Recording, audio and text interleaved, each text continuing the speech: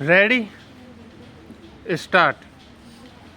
राष्ट्रीय जनता दल के अध्यक्ष लालू प्रसाद ने शुक्रवार को कहा कि विपक्षी दलों की अगले लोकसभा चुनाव के लिए सीट बंटवारे में कोई कठिनाई नहीं होगी और वे अपना नुकसान करके भी विपक्षी गठबंधन इंडिया को जिताएंगे। उन्होंने विपक्षी गठबंधन इंडिया की बैठक के बाद संवाददाता सम्मेलन में यह दावा भी कि मोदी सरकार में अल्पसंख्यकों के बीच भय का माहौल है। लालू प्रसाद ने कहा, हम सब एक हैं और एक होकर यह लड़ाई लड़ेंगे। हम सब समायोजित करके आगे सीटों का तालमेल अब शुरू करेंगे। कोई दिक्कत कठिनाई नहीं होगी। अपना नुकसान करके भी हम इंडिया को जिताएंगे और देश को बचाएंगे। उन्होंने कहा, हम शुरू से ही भाजपा हटाओ देश बचाओ की लड़ाई लड़ते रहे हैं। इस देश में अल्पसंख्यक सुरक्षित नहीं है। पैरा विपक्षी गठबंधन हिंदुस्तान की 60% आबादी का मंच है और सब पार्टियां साथ मिलकर चुनाव लड़ेंगी तो भारतीय जनता पार्टी जीत नहीं पाएगी। शुक्रवार को गठबंधन की बैठक के बाद कांग्रेस के पूर्व अध्यक्ष राहुल गांधी ने सभी दलों से एक साथ मिलकर लोकसभा चुनाव लड़ने की अपील करते हुए यह बात कही। विपक्षी गठबंधन इंडिया की बैठक के बाद राहुल गांधी ने कहा, दो प्रमुख बातें हैं। पहली यह कि एक समन्वय समिति और इस समन्वय समिति के अंतर्गत समितियां होंगी। दूसरी बात यह है कि हम सीट बंटवारे पर सभी चर्चाओं और निर्णयों में तेजी लाएंगे और उन्हें जल्द से जल्द पूरा करेंगे।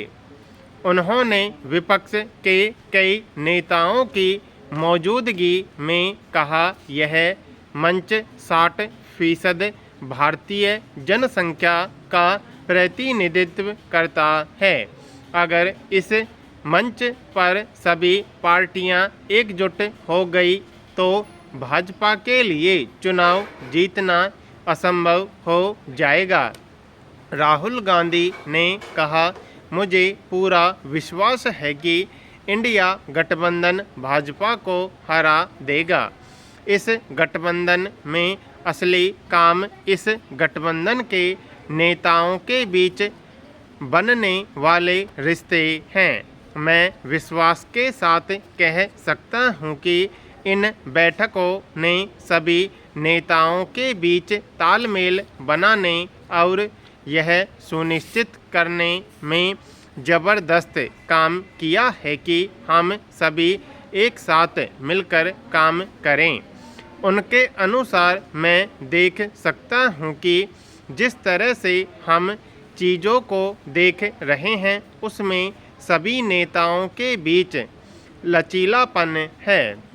राहुल गांधी ने अडानी से जुड़े मामले का उल्लेख करते हुए आरोप लगाया कि प्रधानमंत्री और एक विशेष कारोबारी के बीच साठगांठ सबके सामने है।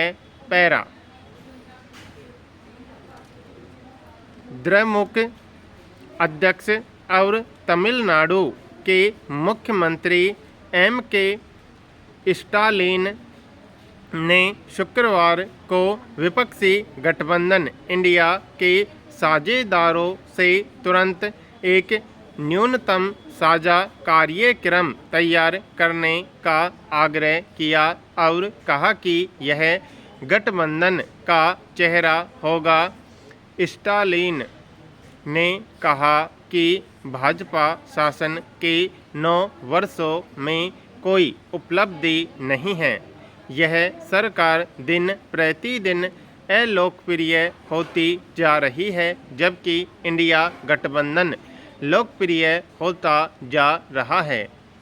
मुंबई में विपक्ष की बैठक को संबोधित करते हुए स्टालिन ने कहा कि एक CMP तैयार किया जाना चाहिए। उन्होंने कहा यह विपक्षी गठबंधन इंडिया का चेहरा होगा।